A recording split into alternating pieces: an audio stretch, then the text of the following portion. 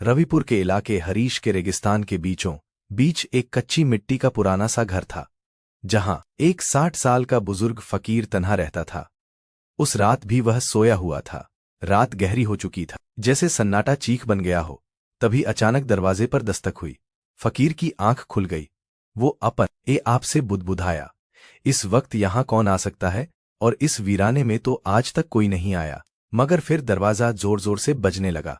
फकीर बिस्तर से उठा और जैसे ही दरवाजा खोला, बाहर का मंजर देखकर वो हक्का बक्का रह गया। दरवाजे पर 2 जवान और बेहद खूबसूरत लड़कियां खड़ी थी। जब ऐसे ही फकीर ने उन्हें देखा, दिल में अजीब सी खिंचाव सी महसूस हुई। वो उन्हें देखता ही रह गया, निगाहें हटाना मुश्किल हो गया।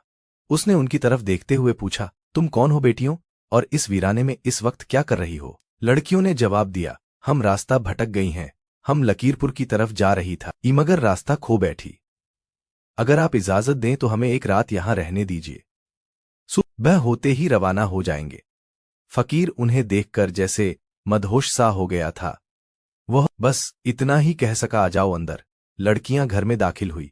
फकीर ने उन्हें घर का एक कोना दिखाया और कहा, यहां सो जाओ। दोनों वहीं लेट गई और थोड़ी ही देर में नींद में खो गई। रात के आखिरी पहर मॉरिश को यूं महसूस हुआ जैसे कोई उसका एक करीब खड़ा हो। उसने आंखें खोली तो देखा फकीर उसके पास झुका हुआ है और कुछ अजीब सी निगाहों से उसे देख रहा है।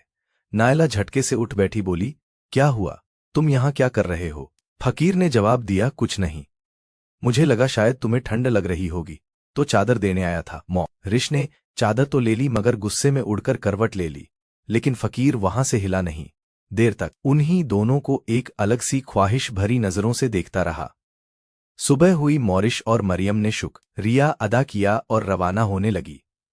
तो फकीर ने उन्हें रोकते हुए, कहाँ जा रही हो बेटियों? रोशनगढ़ तो बहुत दूर है, तुम जवान लड़कियां हो, आज की रात और रुक जाओ, फिर मैं तुम्हारे जाने का कोई इंतजाम कर दूंगा।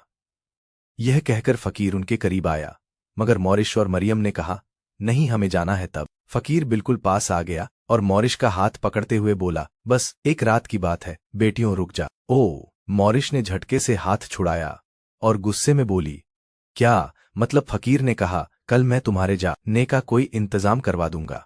अब भी वो उन्हें अजीब सी नजरों से देख रहा था, जैसे उसके जहन कोई चाल हो। लड़कियां उसकी बातों में आ गई और रुकने के लिए तैयार हो गई। सारा दिन फकीर उनस नरमी और मोहब्बत से बातें करता रहा और उन्हें उसी तरह देखता रहा जैसे वो उनके पास आना चाहता हो। रात हो चुकी थी। दोनों लड़कियां कोने में अपने बिस्तर पर जाकर लेट गई। फकीर भी अपने बिस्तर पर लेट गया। रात के आखिरी पहर, जब सन्नाटा गहरा होता जा रहा था, फकीर चुपके से अपने बिस्तर से उठा और धीमे धीमे कदमों से लड़कियों की तरफ बढ़ा। वह काफी देर तक उन दोनों को देखता रहा। फिर उनमें से एक, जो बेहद खूबसूरत थी, मॉरिश, उसके पास जाकर बैठ गया। फकीर ने नरमी से उसके माथे पर हाथ फेरना शुरू कर दिया। अचानक नायला की आंख खुली और वह हड़बड़ाकर उठ बैठी। क्या हुआ, तुम यहां क्या कर रहे हो? उसने तैश में पूछा। फकीर उसकी आंखों में देखता रहा जैसे किसी ख्वाब में हो। फिर बोला, मैं तकिया देने आया था, तुम बिना सिरहाने के लेटी हो, तुम्हारी गर्दन में दर्द हो जाएगा, यह लो तकिया। मॉरिश ने तकिया लिया और नाराजगी से मुंह फेर लिया। बोली, जाओ यहां से।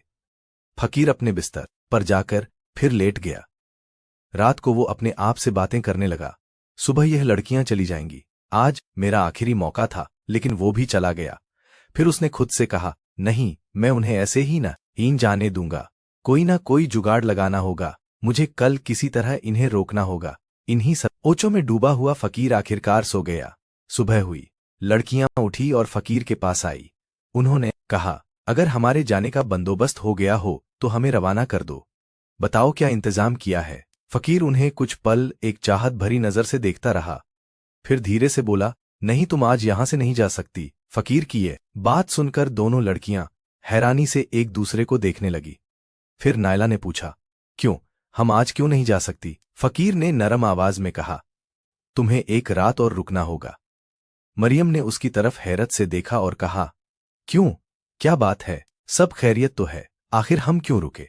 फकीर ने सांस लेते हुए जवाब दिया, अभी तुम्हारे जाने का कोई इंतजाम नहीं हो पाया है। फिर उसने कहा, उम्मीद है कल एक काफिला यहां से होकर रोशनगढ़ की तरफ जाएगा, जब लड़कियों ने काफिला सुना तो थोड़ा इत्मीनान हुआ। चलो कल काफिले के साथ निकल जाएंगे, आज की रात और रुक जाते हैं। उन्होंने एक दूसरे को देखकर कहा। फकीर यह सुनकर दिल ही दिल में बहुत खुश हुआ। एक रात और मिल गई। उसने अपने आप से कहा। पूरा दिन वह चुपचाप दूर से बैठा उन्हें देखता रहा। उसकी निगाहें अब और भी गहरी हो चुकी थी, जैसे उन निगाहों में अब खामोश ख्वाहिशें पल रही हो। रात फिर से ढलने लगी। नायला और मरियम अपने बिस्तर पर जाकर लेट गई। फकीर भी अपने बिस्तर पर लेट गया, मगर उसका दिल अब बेचैन था। उसकी आंखें छत को नहीं, कमरे के उस कोने को घूर रही थी जहां लड़कियां सोई हुई थी। सांसें तेज थी और दिल में अजीब सी हलचल उठ रही थी। धीरे धीरे वो बिस्तर से उठा, चुपके से उनकी तरफ बढ़ा। काफी देर तक वह उन दोनों को ऊपर से नीचे तक देखता रहा। फिर वह नायला के पास जाकर बैठा और नरमी से उसके बालों को सहलाने लगा। अचानक मोरिश थोड़ी सी हिली। फकीर राह को लगा कहीं वो जाग न जाए, तो वो घबरा कर वहां से हट गया और मरियम के पास चला गया। अब उसने मरियम का हाथ अपने हाथों में ले लिया और उसके चेहरे